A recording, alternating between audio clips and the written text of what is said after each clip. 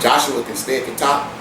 If he can stay there, I think that and improve his skills and his technique. We need a lot of work. There's a lot of work that he can do. He'll be around for a long time. Also, though, the Wilder is a good fighter, and he's a dangerous fighter. He's unpredictable in the ring. I comparison to another fighter I had by the name of Ricardo Marioga. So they asked me about Wilder. I said, Wilder's a gunslinger. So you don't know what he's going to do. Just like Ricardo Marioga, he was a gunslinger. When Don King called me for Marioga to fight Vernon Forrest, they said, well, Marioga can't beat Vernon Forrest. I said, oh, he can beat him. I said, he's going to knock him out. And after watching him work out one time, because I knew he was a gunslinger. And that's what Wilder is. Wilder's a gunslinger. Now Joshua is more methodical, but Joshua need a lot of work. If he get a lot of work, he need to work on his jab, his combination. He need to be a little bit more methodical, and a lot of things that he can do in the ring that he's not doing, that he'll be around for a long time. Okay, you mentioned both of them. You obviously mentioned Joshua. You say there's a lot of things he can work on. What specifically that you see like what he can work on to be the best version of himself, to be the best heavyweight version of it that he can be moving forward?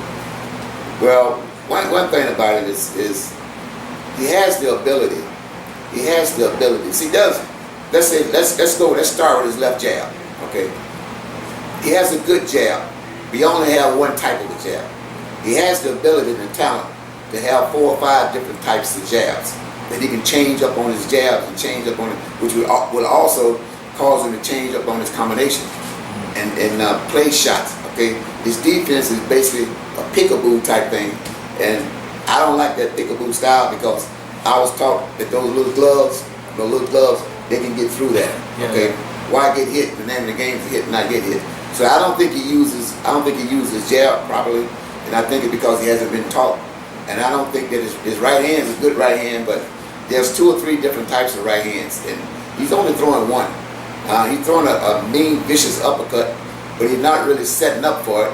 He's just throwing it because the guys are falling on him. So there's a lot of work right there. If once his trainers get work on these different things, I think he'll be around for a long time.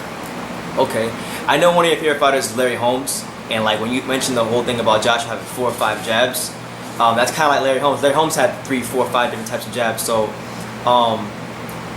should he correct those things? Do you see him being like the most dominant heavyweight in the division? Like he's able to get those skills you were talking about? Yeah, well, right now he's the most dominant heavyweight right now. Without it, yeah. But what I'm saying is, if he add these different skills and techniques to what he already have, he'll be around for a long time. I mean, 10, 15 years. But the young guys are coming up, and if he doesn't do it, they're going to take advantage of it.